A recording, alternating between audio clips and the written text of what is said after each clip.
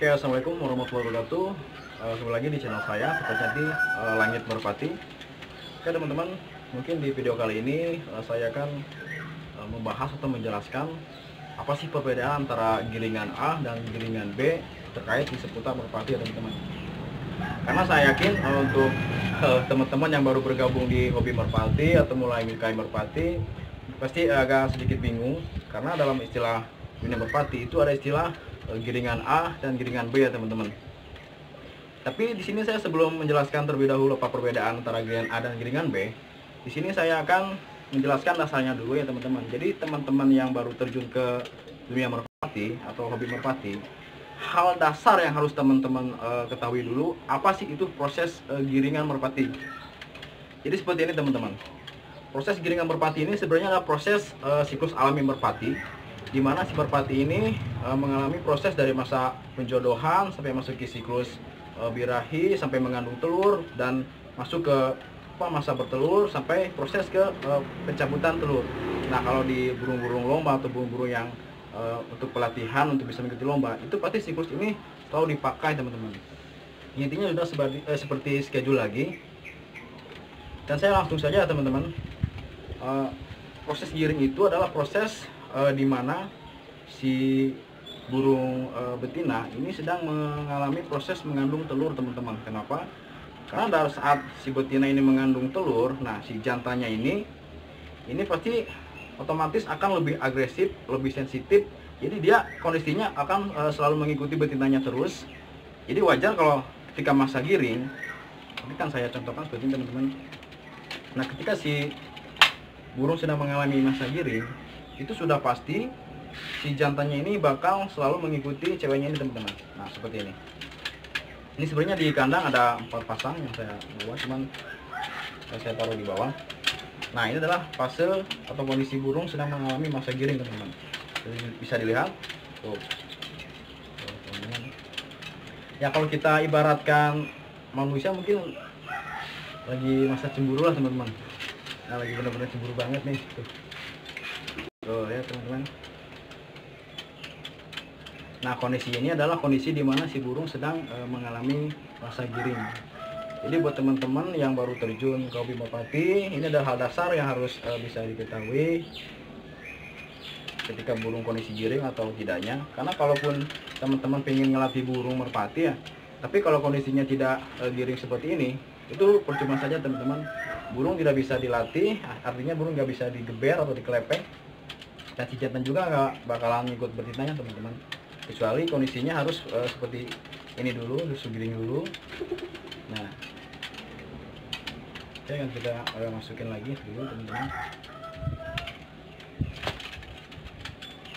Nah, sekarang kita akan masuk ke pembahasan apa itu perbedaan antara giringan A dan giringan B teman-teman.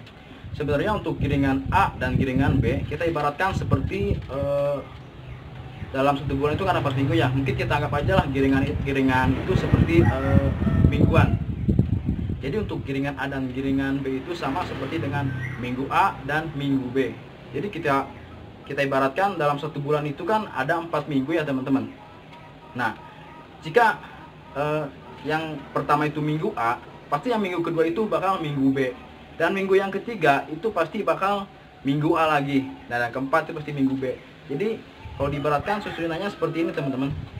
Nah, ini minggu A, minggu B, dan ini minggu A lagi. Jadi seperti itu teman-teman. Dan secara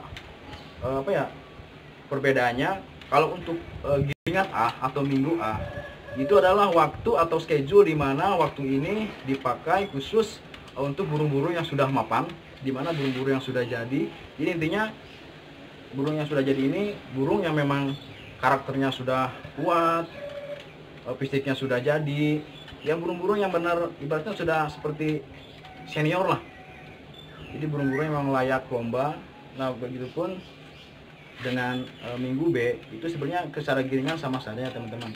Cuma kalau untuk giringan B itu lebih jelasnya waktu dimana dipakai untuk burung-burung yang masih bahan atau burung-burung yang masih belum ketahuan karakternya seperti apa dan fisiknya belum kuat. Nah, baru itu digeber atau dilatih di minggu B atau giringan B teman-teman, sehingga si burung burung bisa tetap dilatih. Nah, ketika si burung yang di giringan B ini sudah bisa ketahuan, maksudnya sudah mulai konsisten nih di giringan B, tapi burung kemampuannya sudah mulai seperti burung-burung di minggu A. Nah, disinilah nanti si burung di giringan B ini kita bisa geser ke giringan A, teman-teman. Jadi kalau kita ibaratkan ini giringan A, ini giringan B, otomatis giringan B itu memang lebih tingkatnya lebih bawah dibanding giringan A.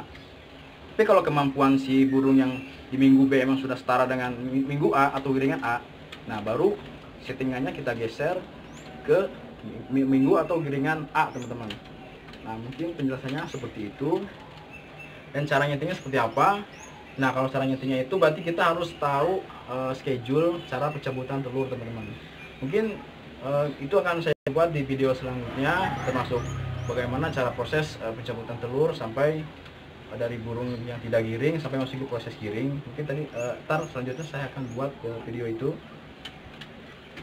Dan sekarang mungkin teman-teman yang tadinya masih kebingungan terkait apa itu giringan A dan giringan B, semoga dengan video ini bisa menjadi tahu dan lebih paham. Intinya di sini kita bisa sharing bareng, belajar bareng. Ya, kita sama-sama belajar lah. Dan maaf juga kalau videonya sederhana ya, teman-teman. Intinya dukung terus video yang saya buat. Semoga untuk kedepannya video ini bisa lebih berkembang, lebih bermanfaat, dan lebih lebih berguna lagi lah, teman-teman. Oke, seperti itu teman-teman ya. Kita akhiri aja. Wassalamualaikum warahmatullahi wabarakatuh. Salam dunia hobi dan salam langit merpati. Thank you.